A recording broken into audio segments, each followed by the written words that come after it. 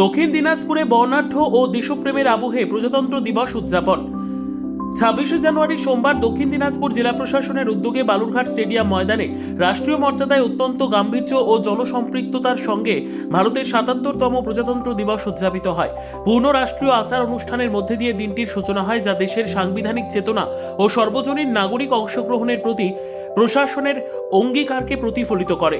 Police ও অন্যান্য দপ্তরের অংশগ্রহণে অনুষ্ঠিত বর্ণাঢ্য কুচকাওয়াজ অনুষ্ঠানের সূচনা করে।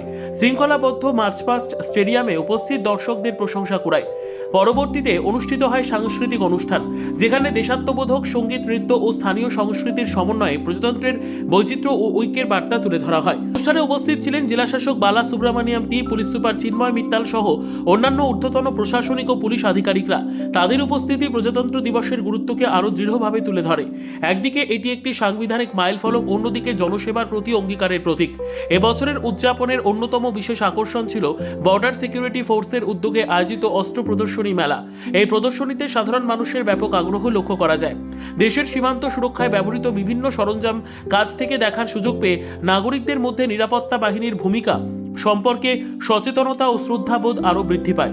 বালুরঘাট স্টেডিয়াম ময়দানে জাতীয় পতাকা যখন গর্বের সঙ্গে উঠছিল, তখন দক্ষিণ দিনাজপুরে অনুষ্ঠিত এই প্রজাতন্ত্র দিবস উদযাপন মনে করিয়ে দেয় যে প্রজাতন্ত্র দিবস কেবল একটি আনুষ্ঠানিক অনুষ্ঠান নয়, বরং এটি গণতান্ত্রিক মূল্যবোধ, নাগরিক দায়িত্ব ও সম্মিলিত জাতীয় গর্বের এক জীবন্ত প্রকাশ।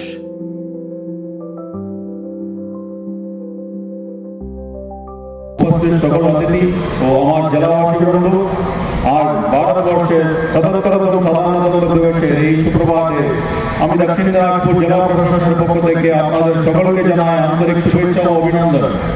আজ আমরা স্মরণ করব আমাদের দেশের বীর স্বাধীনতা সংগ্রামীদের, যারা ব্রিটিশদের বিরুদ্ধে লড়াই করে দেশের জন্য প্রাণ বিসর্জন দিয়েছেন। সেই সব শহীদদের প্রতি আমরা শ্রদ্ধা জ্ঞাপন করছি। আজকের এই দিনে আমরা বিশেষভাবে স্মরণ করি আমাদের সংবিধানের রূপকার ডক্টর বি.আর. আম্বেদকরকেও। শিক্ষা, স্বাস্থ্য, কৃষি, সংস্কৃতি, পরিকাঠামো ইত্যাদি বিষয়গুলির উপর আমাদের জেলায় বিশেষ গুরুত্ব আরোপ করা আছে। জেলার ত্রিস্তর পঞ্চায়েতের সকল সংস্থা, পৌরসভা এবং জেলার সকল সরকারি দপ্তর জেলাকে আরো এগিয়ে নিয়ে যাওয়ার লক্ষ্যে নিরন্তর কাজ করতে চলেছে।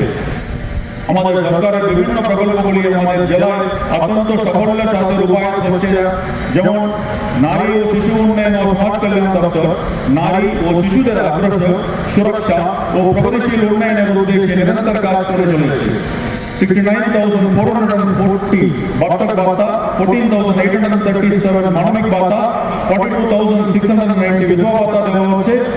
118 জন শিশুকে পড়াশোনা করার জন্য প্রতি মাসে অর্থনৈতিক সহায়তা করা হচ্ছে। এছাড়া দক্ষিণ দিনাজপুর জেলা প্রশাসনের উদ্যোগে প্রত্যয় নামক প্রকল্পের মাধ্যমে কন্যাশ্রী যোদ্ধাদের সহায়ে বাল বিবাহ প্রতিরোধ গড়ে তোলা হচ্ছে, যা মেয়েদের শিক্ষা ও ক্ষমতায়নকে সুনিশ্চিত করছে।